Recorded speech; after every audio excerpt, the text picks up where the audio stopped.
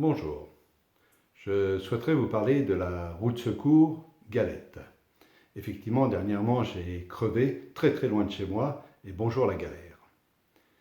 Les concessionnaires nous prétendent qu'on ne crève plus beaucoup, qu'il est rare de crever sur nos routes françaises. Disent-ils, pour gagner donc de la place, du poids dans les véhicules, ou encore pour vendre la voiture moins chère. On se fiche un petit peu quand même du monde. Avec une galette, on doit rouler à une vitesse réduite. On doit s'arrêter souvent. Il est conseillé de trouver un garage rapidement. Quand on est à 500 km, bonjour la galère encore. Parfois, la roue n'est pas forcément réparable. Lorsqu'on est très loin de chez soi, le garage n'a pas forcément le pneu adéquat en stock. Comment fait-on dans ce cas? Question. Prenons l'exemple. Un couple qui rentre à 500 km de leur domicile, sur l'autoroute, crève. Que doivent-ils faire? Sortir de l'autoroute? Attendre le lendemain pour trouver un garage? Si toutefois le pneu est réparable. Appeler un dépanneur, pris en charge par l'assurance, bien sûr. Mais est-ce une solution?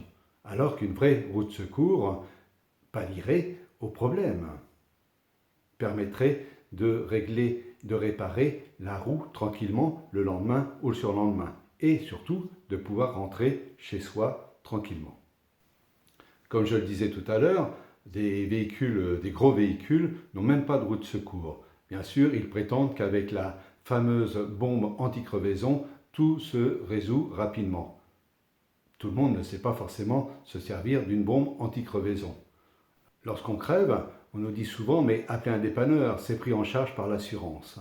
Facile, simple, mais encore une fois, ça décharge les constructeurs de leur responsabilité de placer une vraie roue de secours qui permettrait de rouler en toute tranquillité en cas de crevaison. Quant à la sécurité, il est prouvé aujourd'hui qu'il est dangereux de rouler avec une galette, tant par la tenue de route que pour le freinage. Moi-même, je militerai pour obliger les constructeurs à mettre une vraie roue de secours dans chaque véhicule. J'aimerais bien savoir ce qu'en pense le président de la République.